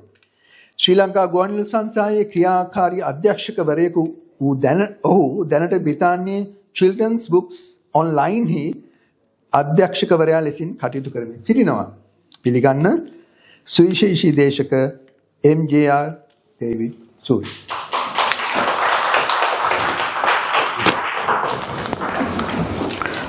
සම්භාවනීය රසික පරිෂදයේ මිත්‍රවරුනි, මම පොරොන්දුවක් දෙමින්ම වැඩි ආරම්භ කරන්න මම දීර්ඝ කතාවක් කරන්න බලාපොරොත්තු වෙන්නේ නැහැ. මොකද මම හිතන්නේ අපි කතා කීපයකට සම්බන්ධ වුණා. හැබැයි අනිත් අතට මේ වගේ සම්භාවනීය රසික පරිෂදයක් අත්හරින්නත් බෑ. මොකද මම සෑහෙන දුරක ඉඳලා ආවේ. ඒ ආපු එකේ මේ අවස්ථාව අත්හරින්නත් බෑ. මූලික වශයෙන් මේ අපේ සද්දි විහාරිකයා සෙනෙහිදීරයන්. මම සෙනෙහිදීරට ටෙලිෆෝන් කෝල් එකක් ගත්තත් මම වැඩි කතා කරන්නේ නැහැ සෙනෙහිදීර එක්ක. ඒකට හේතුවක් තියෙනවා. ඇයි? සෙනෙහිදීරට හරියට වැඩ. එහෙම නැතුව කොහොමද මෙච්චර වැඩ ගොඩක් කරන්නේ? ඔහු චිත්‍ර අඳිනවා. ඔහු කවි ලියනවා, නවකතා ලියනවා. ඊයස් ජීවත් වෙන්න රැකියාවක් කරනවා. ඉතින් මමත් ඔහුත් තරමක කාලයක් BBC අපි දෙන්න එකට වැඩ කරා. ඒ කාලෙත් මම දැක්ක දේ තමයි ඔහු ඉතාමත් සැකසුරුවමට කාලය පාවිච්චි කරන කෙනෙක්. ඒකේ ප්‍රතිඵලය තමයි මෙවැනි අද අපි කතා කරපු විදිහට මෙවැනි බහුවිධ හැකියාවන් තියාගෙන විවිධ ක්ෂේත්‍රවල ක්‍රියාත්මක වෙන්න පුළුවන් වෙලා තියෙන්නේ. අත වශයෙන්ම සෙනෙහිදීරයන් ගැන කතා කරනකොට මට මතක් වෙනවා බංග්ලාදේශයේ සම්භාවනාවට පත් වූ බංග්ලාදේශයේ සිට මම හිතන්නේ දැන් කැනඩාවේ ඉන්නේ ජුම්පා ලහිරු කියන ලේඛිකාව. ඇය කියනවා තමන්ගේ ජීවිතයේ මේ නිර්මාණාත්මක අඩවිය අතපත ගන්න එක හරි භයානක වැඩක් කියලා. ඇයි? මම හිතන්නේ සෙනෙහිදීර මැතිනේ එහෙම නැත්නම් ජයන්ති මම හිතන්නේ කතා කරොත් ඕන තරම් කියාවි. මොකද නොඑක් වැඩ පාඩු වෙනවා මේ වැඩ කරන්න ගියාම. හරි අමාරු වැඩක් මේ නිර්මාණාත්මක සෙනෙහෙම නේද? මේ වැඩවලට ගියාම හරි අමාරු මේක බැලන්ස් කරගන්න. ගොඩක් වැඩ කරන කලාකරුවෝ අන්තිමට නොඑක් ප්‍රශ්න වලට මුහුණ පානවා. එතකොට තමයි අපි කියන්නේ පහන් කන්දමුල අඳුරුයි කියලා. අද ඇත්ත අපි ඔක්කොමලා එකතු වෙලා සෙනෙහිදීරයන්ව වර්ණනා කරනවා ඇත්ත. හැබැයි මේකට දෙවන්ත මෙහෙයක් ශ්‍රමයක් තිබෙනවා. ඒක ලේසි පහසු වැඩක් නෙවෙයි. අපි ඉතාමත් ගෞරවයට ලක් කරනවා සෙනෙහිදීරයන්ව මේ සම්බන්ධයෙන්. මට මතකයි මාර්ටින් වික්‍රමසිංහන් වරක් කියලා තිබ්බා මගේ මොළය ඉටිපන්දමක් වුණා නම් ඒක හරියනම් දෙපැත්තකින් දැල්ලුපු ඉටිපන්දමක් වගේ. බලන්න මාර්ටින් වික්‍රමසිංහන් ලියලා තියෙන පොත්ගොඩ මොනතරම් ශ්‍රමයක් ඒක ඇතුලේ තියනවද? මම හිතන්නේ මහාචාර්ය සරච්චන්ද්‍රන් ගැන මෙතනින් හුඟක් අය දන්නවා. මොනතරම් ශ්‍රමයක් ඒ තුල තිබෙනවද? මොනතරම් කැපවීමක් තිබෙනවද? මේ මිනිස්සු අපිට ඒ වින්දනය ලබා දෙන්නේ. දැන් අපි සෙනෙහිදීර ගැන ගොඩක් දේවල් කතා කරා. පොතේ විශිෂ්ටත්වය ගැන අපි කතා කරා. අපි කතා කරන්න ඕනේ ඇත්තට මේ හනකෝ කතා කරනවා කියන. බලන්න මේ චිත්‍රයේ තියෙන විස්තරාත්මක භාවය. මේ නිර්මාණාත්මක ශ්‍රමය තමයි අපේ සමාජය ඉස්සරහට ගෙනියන්නේ. අපි බොහෝ වර්ණනා කරන පුද්ගලයන්ගේ පහන් කන්ද මුල බොහෝ විට අඳුරුයි. ඒ අඳුර ඔවුන් දරාගන්නේ අපි වෙනුවෙන්. ඉතින් බොහොම ස්තුතියි උද්දීපන අප කෙරෙහි රඳා පැවැත්ම ගැන. ඒ පොත ඉස්සෙල්ලාම ගත්තේ මගේ බිරිඳ සුසන්තා. ඇය පොත අර කවුළුවෙන් එළියට දැම්මට පස්සේ මේ ලියුම් දාන තැන ගත්තට පස්සේ ගත්තා. එළි වෙනකම්ම කියවලා ඒක ඉවර කරා එක හුස්මට. මට වෙන වැඩ නිසා එක හුස්මට බැරි වුණා. හැබැයි හුස්ම කීපයක් ඇතුළත මම කියවලා ඉවර කරා. ඉතින් මම අද කැමති වෙන කරුණු කීපයක් කෙරෙහි ඔබේ අවධානය යොමු කරන්න විශේෂයෙන් මේ වින්දන අභ්‍යාසය ගැන. අපේ කැලුම් සහෝදරයා කිව්වා මේ පිහිතුලේ ප්‍රේමය නේද? ප්‍රේමයෙන් කඩ වුණාම පිහෙන් යනවා ගිහිල්ලා. ඒක අපේ සමස්ත සමාජය තුළ පැතිරෙන්න පුළුවන් ආකාරය සහ ඒකේ ප්‍රතිඵල ගැන මම ඉතාමත් කෙටියෙන් මම කරුණු දක්වන්නම්. දැන් මම මුලදී මම පොඩි ප්‍රශ්නයක් අහන්න කැමතියි ඔබෙන්. අපි ඇයි මේ පොත් කියවලා රස විඳින්නේ? මට පොතක් දෙකක් කියන්න බලන්න. අපි සාමාන්‍යයෙන් දන්න පොතක් දෙකක් ඔබ මේ පොත අනිත් ඒවාට වඩා ඔබට මතක හිටිච්ච අවස්ථා තිබෙනවද? එහෙම පොතක් මොකක් හරි අපේ හැමෝටම පොතක් දෙකක් තියෙනවා එහෙමනේ. මේ දවස්වල යනවා Facebook එකේ ඔබ කැමති පට්ට ආතල්ම පොත මොකක්ද කියලා. ඉතින් ඕක ගාලා එනවා කමෙන්ට්. සහ මම ලියාගෙනත් ආවා මේ දිග වැඩි කියවන්න. හැබැයි මේ දීර්ඝ ලයිස්ට්ලක් තියෙනවා. අපි ලංකාවේ වැඩියෙන්ම කැමති පොත. අපි හැමෝටම එහෙම පොතක් තියෙනවා නේද? තියෙනවද එහෙම පොතක්? මොකද්ද මට එකක් දෙක අපි පොඩ්ඩක් බලමු මොනවද පොතක් දෙකක් ඒ වගේ දෙකක්. ඇයි අපි වට කැමති කියලා බලමු පොඩ්ඩක් අපි. මොකක් හරි පොතක් කියන්නේ? සාගර ජලය. මොකද ඔබතුමා ඒකට කැමති? මොකද්ද විශේෂ හේතුව? අපි මිනිස්සුගේ චින්තනය එක කතාවකදී සත්‍යයට දාලා සත්‍යයේ මාර්ගයෙන් මිනිස්සුගේ චින්තනය විකාශනය කිරීම තමයි කියන්නේ. ඔව්. මම හිතනවා සයිමන් නවගත්තේ ගමයන් තමයි අපේ සිංහල නවකතා අතුරින් විශ්ව සාහිත්‍යයට යන ඉහළම සුදුසුකම් තියෙන පුද්ගලයා. ඔහුගේ විශේෂයෙන්ම සංසාරාන්නේ දඩයක්කාරය ගත්තොත්, ඔහු පටන් ගන්නකොට සාගර ජලය ගත්තොත්, සුද්ධිලය කතාව ගත්තොත්, මේ තුල ඔහු අපූර්වත්වයේ තියෙනවානේ. හරිම අමුතු දෙයක් තියෙනවා. වෙන කොහෙන්වත් පොතකින් ගන්න බැරි. ඔහුගේ කතා ඉවරයක් නැති කතා තියෙන්නේ. ඔබට මතකද දඩයක්කාරයා කියන කතාව? මේ තුල මේ දඩයක්කාරයා මිනි මරන්නේ අනිත් මිනිස්සුම බේරගන්න. මොකද පොයේ දවසට සිල් ගන්න යන මිනිස්සුම බේරගන්න පොයේ දවසෙත් මෙයා ගින්න වෙඩි තියෙනවා. ඔව් කොටියට. සමහරවිට කොටියට වෙඩි තියෙනවා. හරි අපූර්ව කතා වස්තුවක්. ශීර සාගරය. චිත්‍රපටයකුත් ආවා. ඉතින් ඔය ආදි වශයෙන් ගත්තොත් මේ තුල තියෙන අපූර්වත්වය. අපි තව කතාවක් ගමු. තව මොකක් හරි පොතක් මොන එකක් කියන්නේ. ඔබට මතක ඇති පොතක් අපි බලමු. ඇයි අපි මේ සමහරක් පොත් අනිත් ඒවාට වඩා මතක තියෙන්නේ කියලා. අපයි කරුණාසේන ජයලත්ගේ පොත් කියලා තියෙන අය මෙතන ඇති නේද? කියන්න බලන්න ඔබතුමා ගැහැණු ළමයි. මොකද හිතන්නේ ගැහැණු ළමයි කියපුවාම? මොන වගේ හැඟීමක්ද ඇති වෙන්නේ? ඇයි අපි පොත අපේ මතක හිටින්නේ? පාසල් ආලය. ඔව් පාසල් ආලය සහ ඒ වගේම ඒක තුල තියෙන අපේ වැඩවසම් සමාජයේ කොහොමද ක්‍රියාත්මක වෙන්නේ කියලානේ. නිමල්ගේ අම්මා කුසුමට දෙන වැඩසටහන. ඊටමත් සිව්ම ඇවරවට්ටනවා. ඇත්ත වශයෙන්ම ගැහැණු ළමයි කියනකොට මට සමහර රැටත් මතක් වෙනවා ඒක නිදා ගන්න ගියාම. ඇයි ඒක තුල තියෙන වේදනාව අතිශය වේදනාකාරීනේ. ප්‍රේමයේ තුල විඳින්නා වූ ඉතා වැඩවසම් සමාජයේ තුල ප්‍රේමය කොහොමද කළමනාකරණය වෙන්නේ කියලා ඒක තුල තියෙනවානේ. ඉතින් ඒක අපේ මේකට අපි කියනවා සමහරක් පොත්වලට තියෙනවා මේ වගේ රින්ග් ටෝන් එකක් ඇති කිරීමේ හැකියාව. මේකට අපි කියන සිංහලෙන් කියන්න පුළුවන් නින්නාද ගුණයක් තියෙනවා පොත්වල.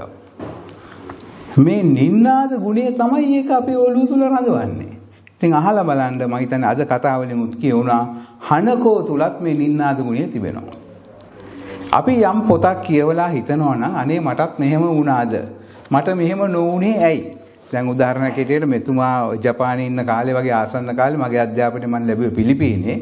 අපි ඒ කාලෙත් බලන හනකොලා ඉන්නවද කියලා වටේට. ඇයි? අපි කැමති ආදරණීය මනුෂ්‍ය සම්බන්ධකම් වලට අපි ලෝකේ කොහේ හිටියා. ඒ වගේ මේ ප්‍රත්‍යාවලෝකන ගුණය තමයි නින්නාද ඇති කරවන්නේ. ඒ වගේම සමහරක් පොත් පුදුම හේතු නිසා අපිට මතක හිටින්නේ. එක පොතක් තිබුණා මම ඉස්කෝලේ යන කාලේ මම ගිහිල්ලා ඒ පොත හංගලා තිබුණා පැත්තකින්. මේ පොතේ තිබුණේ මම හිතන්නේ මල බාඳුරාමල. මේ බාඳුරාමල පොතේ පින්තූර වගේක් අරගෙන ඒ ලේඛකයා අරගෙන මොහොත බාඳුරාමල පිපෙන විදිහ ඒ පොතේ තියෙනවා. මේ පොත ලියලා තිබුණේ විල්සන් හෑගොඩ කියන ලේඛකයා. මේ විල්සන් හෑගොඩ ගැන මට උනන්දු ඇති වුණේ මොකක්වත් නෙවෙයි. අර බාඳුරාමල තියෙන පොත මම හැමදාම වගේ බලපු පොතක් ඒ දවස්වල. ඇයි? මොහු වැඩ කරේ පොලිසියේ. මට හිතුණා කොහොමද පොලිසියේ මේ ඡායාරූප ශිල්පියෝ ඉන්නේ කියලා. මම ඒක තේරුම් නැති කාලේ පොඩි කාලේ.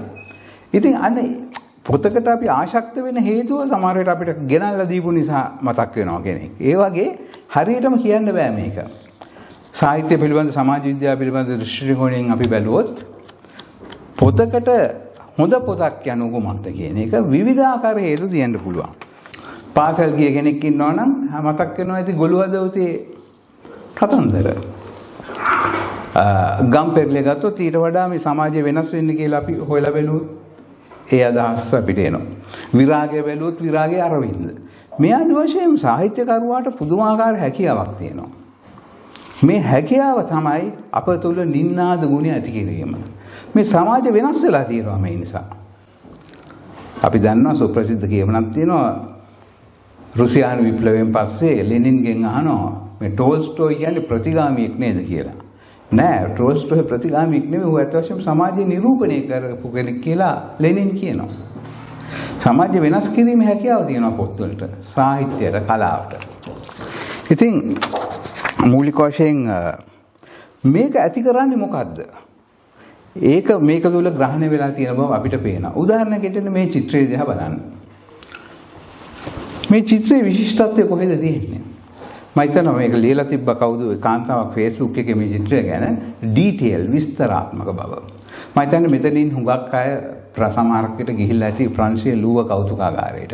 ඔබ දැකලා තියෙනවද මොනාලිසා චිත්‍රය? පොඩි චිත්‍රයක් නේ මෙච්චරයි. නේ බොහොම පොඩි චිත්‍රයක්. මොනාලිසා යහපැත්තේ ඊට වඩා දැවැන්ත චිත්‍ර තියෙනවා. මට ගිය හැටිම මතක් වුණේ ඇයි මෙච්චර මොනාලිසා දිහා මිනිස්සු බලන්නේ? මුළු ලෝකෙම කතා කරනවා. පස්සේ කාලයක් ගියාට තමයි අර ටියුබ් ලයිට් එක පත් වෙනවා වගේ මට මේකපත් වුණේ. මේකේ තියෙන විස්තරාත්මක භාවය. ඒක මම හිතන්නේ එනේ මට වඩා හොඳින් දන්නවා. ඒක කොච්චර පසුබිමේ දේවල් තියෙනවද නේ?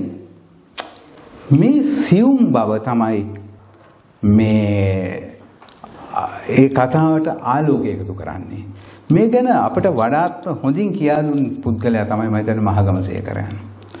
ඔහු තමන්ගේ ආචාර්ය උපාධිය නිබන්ධනයේ සඳහන් කරේ සිංහල ගද්‍ය පාද්‍ය සාහිත්‍යයේ රිද්මය බලපාන ආකාරය. දැන් බලන්න මේ ඡායාරූප මේ රූපය තුල මේ අපේ සෙනෙහිරනන්ද රූපය තුල කොච්චර විස්තර තියෙනවද? ඒක තුලින් ඔහු අපූර්ව රිද්මයක් ගොඩනගලා තියෙනවා. රිද්මයේ අපූර්වත්වය අපි මේ තුල දකිනවා. ඒ වගේම මේ සාහිත්‍ය කෘතිය තුල මම හිතන්නේ චිත්‍ර ශිල්පියා හා සාහිත්‍යකරුවා හා කවියා යන මේ සම්මිශ්‍රණයෙන් පෙර නොවු රිද්මයක් මතු වෙමින් පවතිනවා. මට අද ඔබට කියන්න තියෙන්නේ මෙහෙමයි. ඔබට කවදා හරි තව අවුරුද්දකින් දෙකකින් තුනකින්ද කියලා මට කියන්න බෑ. හිතේ සෙනෙහදීරගේ පොත එළි දක්වපු දවසේ මමත් එතන හිටියා නේද කියලා අපිට සංසුන් ගන්න පුළුවන් වෙයි. ඒ තරම් ලකුණු අපට මේක තුල දක්නට ලැබෙනවා. මම අර කිව්වා වගේ මේ හනකෝ කියන කලලය සිත්හි දරාගෙන බොහෝ කල නේක විඳ දුක් වේදනා විඳිමින් නේක විඳ පරිශ්‍රමයන් විඳිමින් අපේ මේ සද්දි විහාරිකයා ජීවත් වන්නට ඇති. ඒ නිසා ඒ ලකුණ අප තුල මේක දක්නට ලැබෙනවා. මම සේකරයන් ගැන කිව්වේ සේකරයන්ගේ කෘති තුල අපූර්ව රිද්මයක් ගැබ් වෙලා තිබුණා.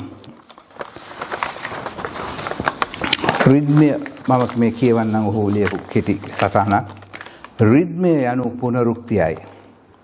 ඉතිහාසයේද පුනරුක්තියකි. ලෝයේ වරක් සිදු වූ සිද්ධියක් කිසියම් රිද්මයකට අනුව නැවත සිදුවෙයි. සංගීතය හා නර්තනය යන කලාවන්හිදී රිද්මය චක්‍රයක් මෙන් අකණ්ඩව ගලාගෙන යයි. රෑ දහවල ඍතු භේදය, වඩදිය බාදිය, වර්ෂාව, වලාකුළු, සිහිල් වැස්ස වසී. වැව්දිය ගං හෝදියේ ගලාගෙන ගොස් වැව් හා මුහුදු ජල පිරෙයි. ඒ දිය වාෂ්ප වී අහසට නැගී වලාකුළු සේ කැරි ගැසෙයි. වලාකුළු සිසිල් වී යලි වසී. අපි පරිසරයේ මේ රිද්මේ තියෙනවා වගේම ඕනෑම සමාජයකට රිද්මයක් තිබෙනවා. මේ සමාජයක රිද්මය බිඳුණු තැන එම සමාජය විනාශ වෙනවා. මම හිතන්නේ අපේ දැන් මේ පොතේ ගත්තත් මේ රංජිත් සාන්ට කිසි දෙයක් කරන්න බෑ ලංකාව ගැන හිතන්නේ නැතුව. ඔහුට හැම විටම ඔහු සමාන්තර පරිකල්පනයක ජීවත් වෙන්නේ. ඔහු ජපානයේ ජීවත් වුණාට මම හිතන්නේ අපි හැමෝමත් එහෙමයි. අපිට ලංකාව අතහැරලා ජීවත් වෙන්න පුළුවන්ද?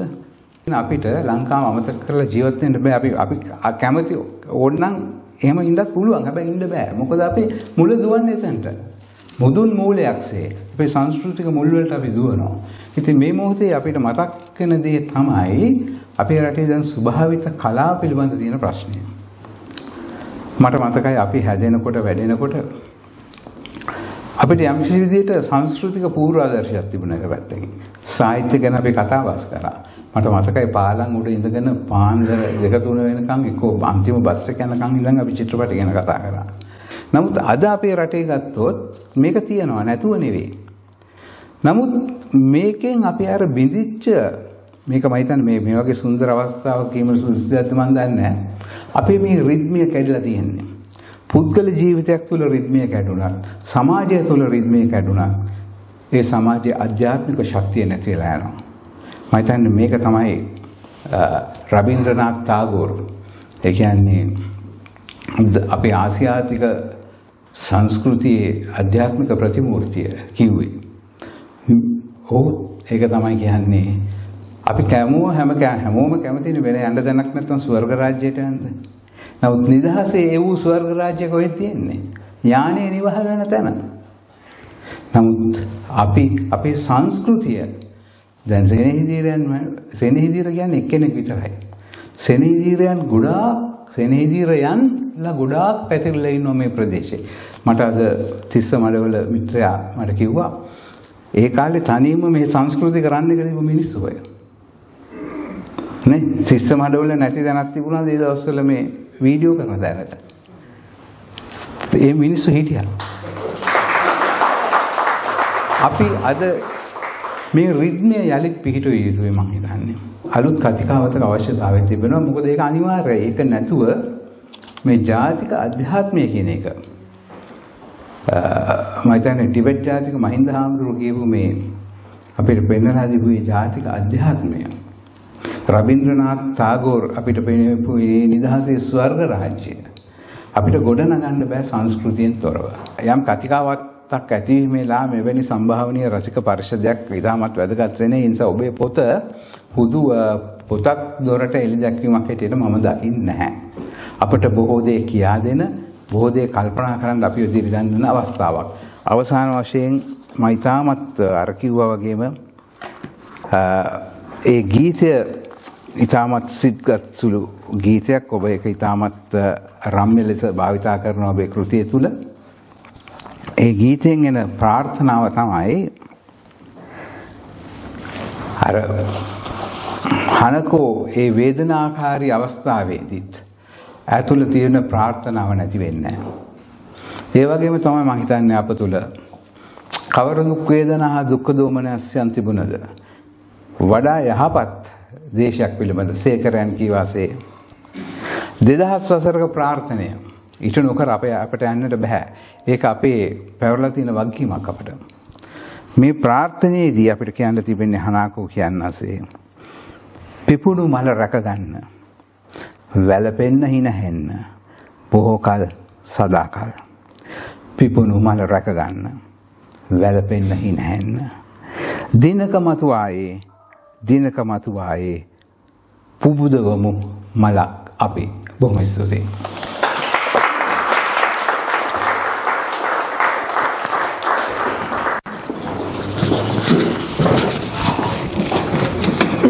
මම හිතන්නේ ජේඩි චුවින් අපේ කතිකාවත දෙන තලයකට ගෙනින් ඒක මතුවෙච්ච කරුණු කාරණා විශේෂයෙන්ම අවසාන භාගයේ මතුවෙච්ච කාරණා පිළිබඳව අපි වෙනම සාකච්ඡා කළ යුතු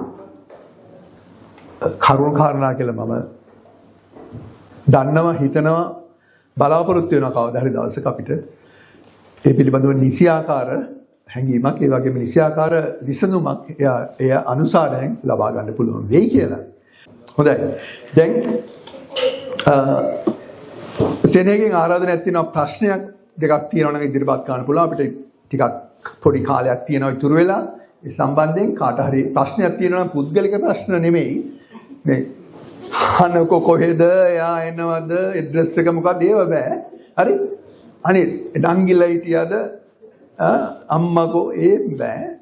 වෙන මොනවා හරි තියෙනවා නම් සාහිත්‍ය කලාව අර කිව්වත් වගේ ඩේවිඩ් මහත්තයා කිව්වා වගේ මේ චිත්‍රයේ තියෙනවා සෙනෙහේ කවුද කියන එක මේ චිත්‍රය වුණත් ප්‍රමාණවත්. මම හිතා අනිත් ඔක්කොම අතෑරියත් මුළු ඔක්කොම අතාරින්න සෙනෙහගේ මේ චිත්‍රයේ ප්‍රමාණවත් සෙනෙහ කවුද කියලා කියන්නේ.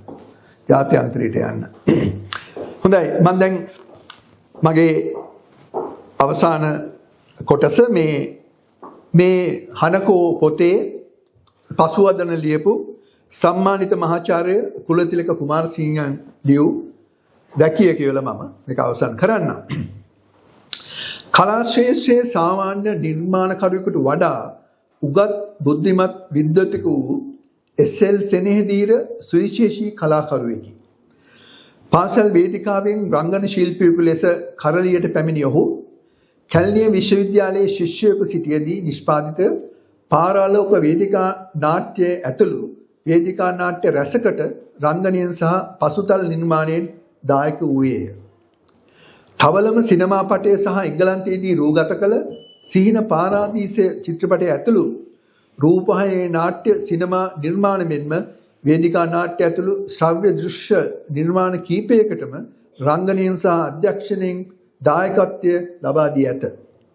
කවියෙකුදු වන සෙනෙහෙදීර 2022 වසරේදී නවසඳේ පායන් නම් ප්‍රථම කාව්‍ය ග්‍රන්ථය සංග්‍රහය එළි දැක්විය. ඔහු ගේය පද රචකයෙකුදු වෙයි.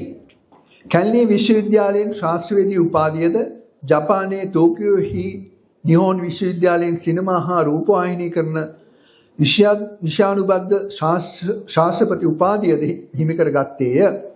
තවද ඔහු එංගලන්තයේ ලන්ඩන් මෙට්‍රොපොලිටන් විශ්වවිද්‍යාලයෙන්ද ජනසංනිවේදනය සඳහා ශාස්ත්‍රපති උපාධියක් හිමි කර ගත්තේය. එංගලන්තයේදී BBC ආයතනයට සම්බන්ධ වූ සෙනෙහිදීර 2017 වසර දක්වා එහි මාධ්‍ය වේදිකයෙකු ලෙස කටයුතු කළේය. ඔහු වෘත්තීය ජීවිතය ආරම්භ කළේ මෙරට TNL රූපවාහිනී ආරම්භයේදීම එහි කලා අධ්‍යක්ෂකවරයා ලෙස සහ වැඩසටහන් නිෂ්පාදකවරයෙකු ලෙසටය. පියගැටපෙළ පුංචි රුවන් තාරකා යන වැඩසටහන් නිෂ්පාදනය කරනු ලැබුවේද ඔහු විසිනි. රසවිත ඇතුළු බොහෝ වැඩසටහන් වලදී නිවේදකයෙකු ලෙස මෙන්ම සම්මුඛ සාකච්ඡා මෙහෙවන්නකු ලෙසද ඔහු සිය කාර්යභාරය ඉටු කළේය. වර්ෂ 1996 ජපානයේ NHK රූපවාහිනිය මගින් සංවිධානය කෙරෙනු අධ්‍යාපනික රූපවාහිනී වැඩසටහන් තරගයේදී සෙනෙහදීර නිෂ්පාදනය කළ පියගැටපෙළ වැඩසටහනට විශේෂ සම්මානයක් හිමි විය. සෙනෙහදීරගේ නවතම ප්‍රයත්නය වන්නේ ජපානයේ ටෝකියෝ නුවර පසුබිම් කරගෙන විරචිත හනකො නම් නවකතාවයි. නවකතාකරණය පිළිබඳව ඔහුගේ කුසලතා කෙබඳුදැයි එම පත්‍රයෙන් හඳුනාගත හැකිය. විවිධ කලා ශානර නියෝජනය වන අයුරින් නිර්මිත කලා නිර්මාණවලින් සෙනෙහදීරගේ නිර්මාණ කුසලතා මැනවින් ප්‍රකට වන අතර මගේද ආදි ශිෂ්‍යයෙකු වන ඔහුට තවදුරටත් කලා ශ්‍රේෂ්ඨයට අගනා දායකත්වයක් සැපයීමට වාසනාව හා ධෛර්යය ලැබේවයි ආශිර්වාද කරමි. සම්මානිත මහාචාර්ය කුලතිලක කුමාරසිංහ. ඉතින් අපි මේ අවස්ථාවේදී වැඩසටහන නිමා වෙනවා. මම ගෞරවයෙන් ආරාධනය කරනවා සෙනෙහදීර සූරීන්ට ස්තුති කරනවා. ස්තුතියි.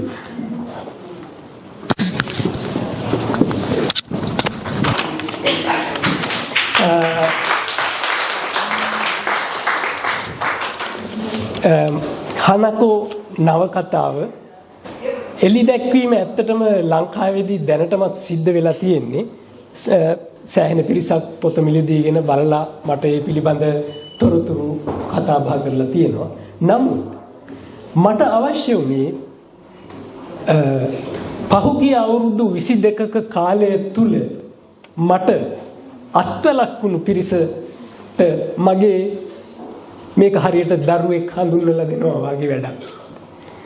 මොකද සාහිත්‍ය නිර්මාණයක් කරනවා කියන්නේ දරුවෙක් හදනවා වගේ දෙයක්. සෑහෙන ඔබ දන්නවා අපි රැකියාවල් කරන අය. රැකියාව අවසන් වෙලා රෑ ගෙදර ඇවිල්ලා පැයක් හෝ දෙකක් බිරිඳගෙත් ඉල්ලීම් බොහෝ තියෙද්දි ඒවා අතපසු කරමින් කරලා මේ නිම කරන ප්‍රයත්නය තමයි මේ නවකතාව හනකෝ නවකතාව. ඉතින් ඒක එලි දක්වන්නට ඒ පිළිබඳ අහන්නට ඔබගේ පැමිණීම තරම් මට කරන ලද ගෞරවයක් මම දන්නේ නැහැ. ඉතින් අනික මම කලිනුත් කිව්වා වගේ ආරාධිතයෝ විශේෂ ආරාධිතයෝ අද කවුරුවත් නැහැ. මේ සියලු දෙනාම මට විශේෂ ආරාධිතයෝ. දැන් ඉතින් එහෙමනම් අපිට අවස්ථාව තියෙන්නේ සුළු සංග්‍රහයක් සූදානම් කරලා තියෙනවා. ඒ වගේම බොහෝ අය කැමති ෆොටෝ ගහන්න එහෙම ඒ වගේ අවස්ථාවක් දැන් තියෙන්නේ.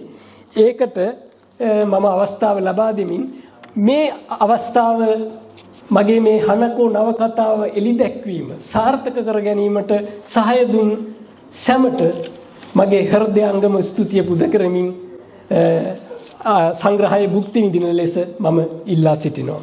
Yes.